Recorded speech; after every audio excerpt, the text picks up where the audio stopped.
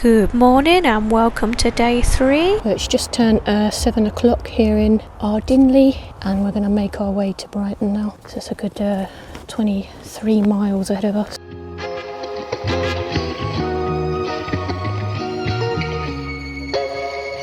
Very nice little place to stay in.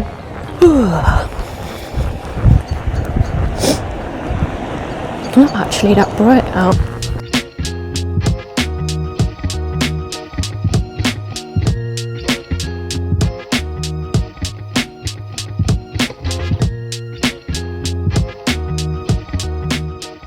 Nice red sky morning there as I leave Ardingly. It feels good to be out at 7 as well. I've been leaving just before 8, so like 7:40, 7:30. I actually left on the dot this morning.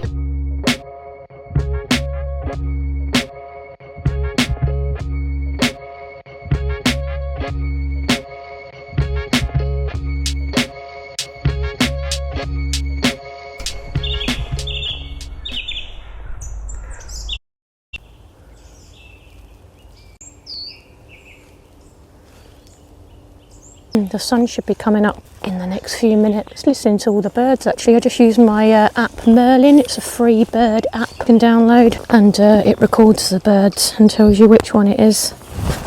It's a great little app. That's my first little field. Oh, this is all iced over. It's the good thing about if you go on like a national trail walk, like a South Downs Way type trail, it's marked out so you can just follow the signs and it's not like this, you know. I need to get on with looking at the map. We'll never just assume things are secure, because if you didn't wiggle that before grabbing it, you may have lost your balance stepping on it. So always check. See, that's quite supportive there, but the rest of this is also here. But if you do end up slipping down here and then you think this is solid and it's not because you haven't checked it, they don't stay supported for very long after being installed. And I've seen so many of those over in the Hastings Country Park where they've just been completely snapped in half after about a couple of weeks of being installed because it just gets so muddy and people fall into them. It's always good to check any branch or anything like that that looks solid just to make sure.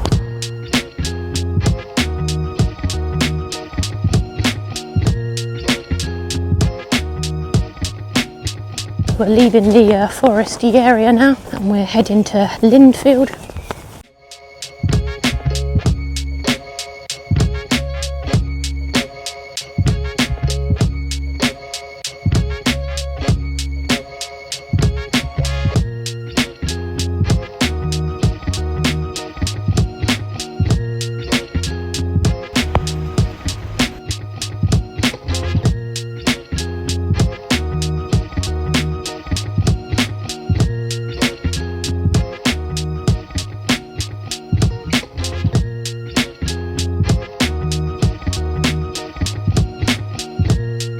I managed to pick myself up a pastry, well, a couple of pastries back in the local supermarket there, as well as a bit of lunch and some extra water.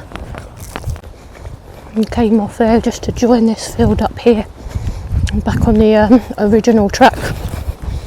Well, it's very slidey out here.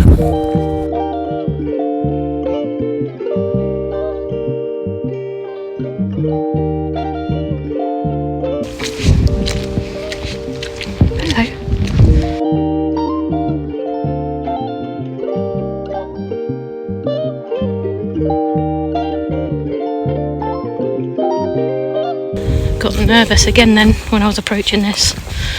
I was like, I can't see how I'm going to squeeze down there with this bag, until I saw this and it was a sigh of relief. Hello, coming over? Oh, mealworms it is that you like, don't you? A little morning worm. I couldn't believe how muddy this next field was. There was no way I was crossing that.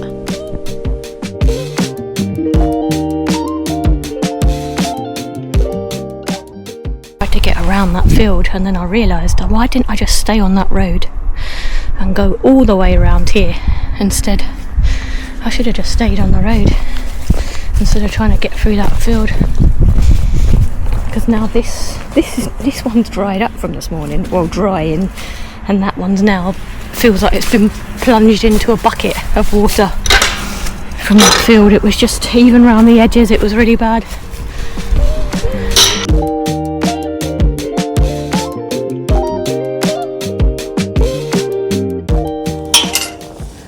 And back into the woodlands we go, by the looks of it.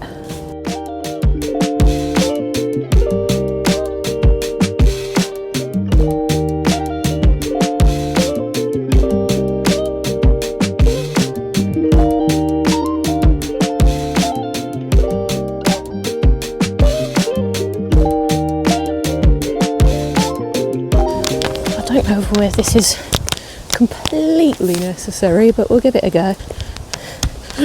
Oh, they're a bit slushy. Stick really does help with the balance, but it's a bit like f***ing Takeshi's Castle on here. Look at that, look.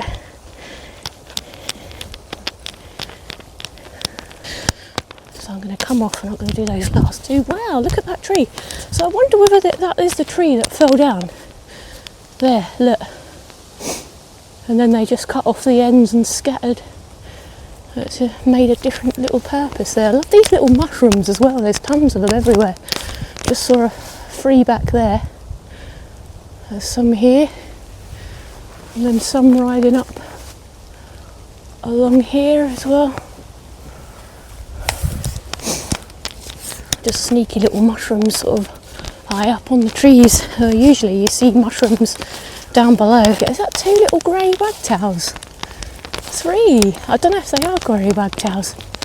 Oh, look at them. Tell you what, they're stunning. Those three little birds were way too tiny to be able to capture on that camera back there. But I do love a grey wagtail. Usually they have a yellow stripe running through their wing. This is a nice little sty. It's part of the Mundy Group volunteers. Let's have a little read. We build and repair sites and bridges. Well, there you go. That's a good sty, that. It's the best one we've crossed since London. So, big up to the Mundy Group. If only they could have had that on Thursday and Friday.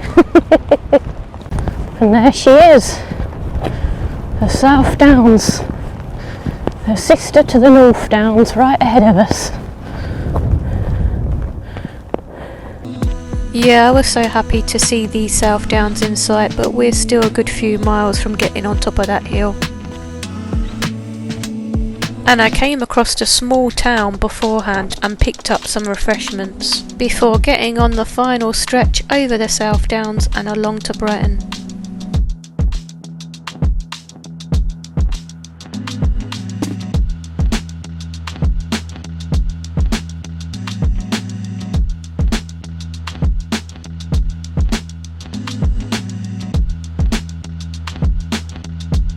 And just as it started to drizzle, I found this small church to eat those refreshments for lunch.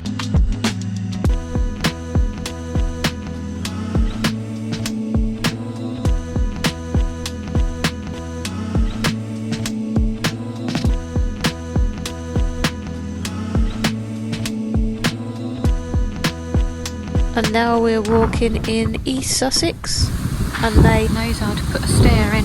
All courtesy of that Monday group that seemed to be travelling for miles to fix fences and stires and anything that has broken down. Yes, that was a big sigh of relief just to know that I'm in good hands while walking in the East Sussex area, which champions over Surrey any day.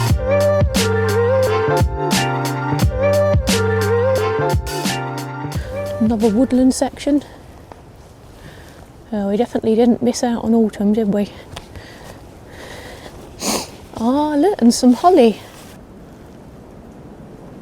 Once I get up onto the top of this hill, on this South Downs Way hill, Look at all this holly. Stunning. Ready for Christmas. Oh, if there was a bit of mistletoe hanging and you were with your other half, that would be nice to have a little kiss on the bridge here. Unfortunately, I don't think I could find anyone to cross these fields with me, and the closer I got to the base of that hill, the more flooded they were.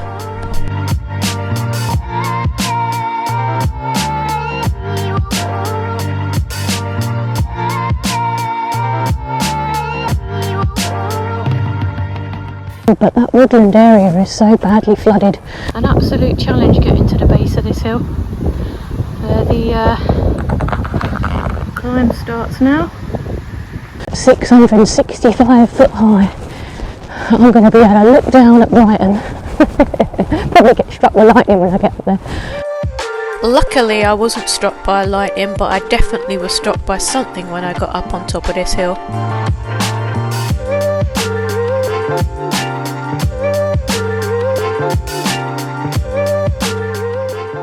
Halfway. Got them nice spectacular views of the downs again.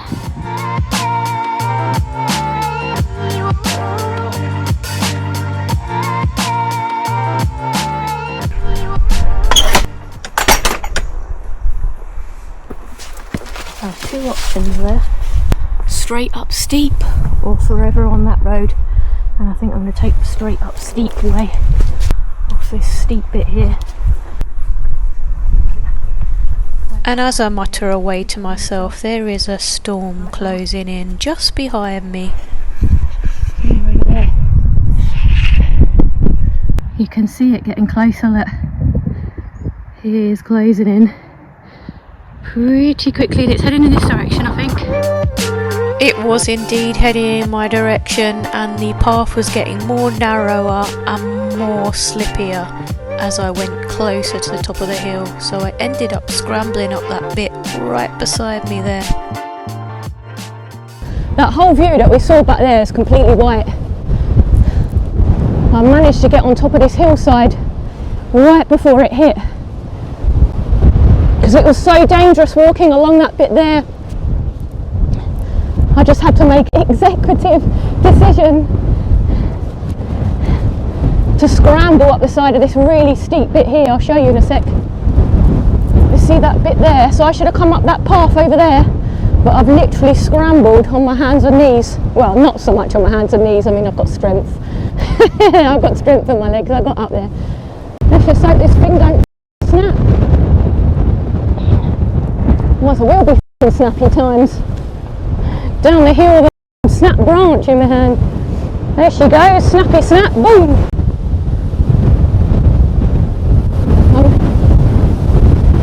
Hey! Woo! You can see the wind! Holy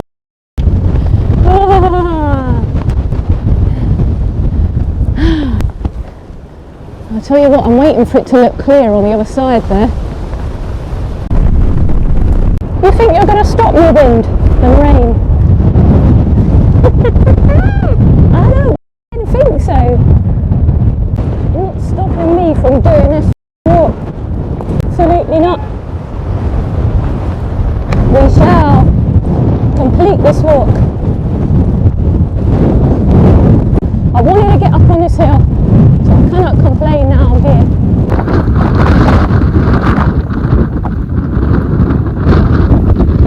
Sort of passed down that way now, so I've just come from that way, just going to take it over.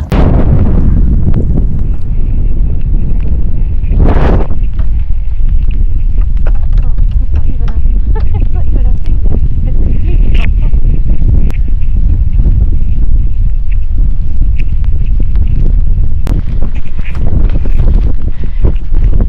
I mean, I don't really want my stuff in my bag to get wet, or any of my electrical equipment or anything like that. I mean, it is protected in a plastic bag, in a bag with the cover on it, and it's only just started really it down within the last sort of hour or 40 minutes. It's just been lashing it down. Yeah, the poncho finally came out, and this bit was pretty brutal all the way off the South Downs. And I'm so glad this happened towards the end of the day and not the start.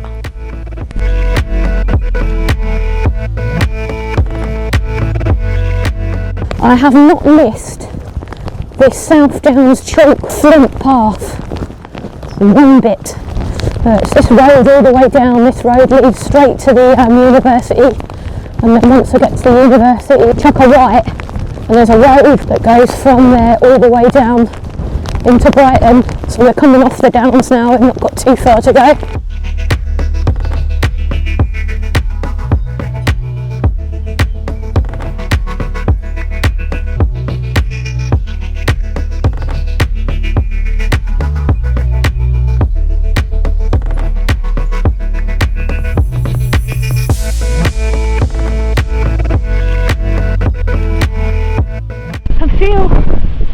All of my fleeces and that, they're bone dry. It's just the bottom of my trousers where the poncho isn't covering,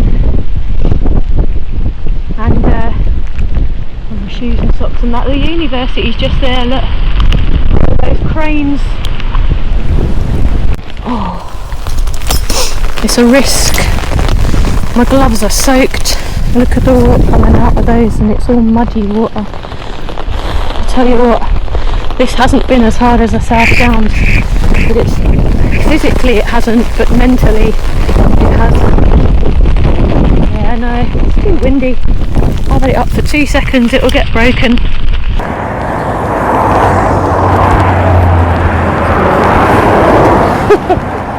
Only I would do this. Only I would do this.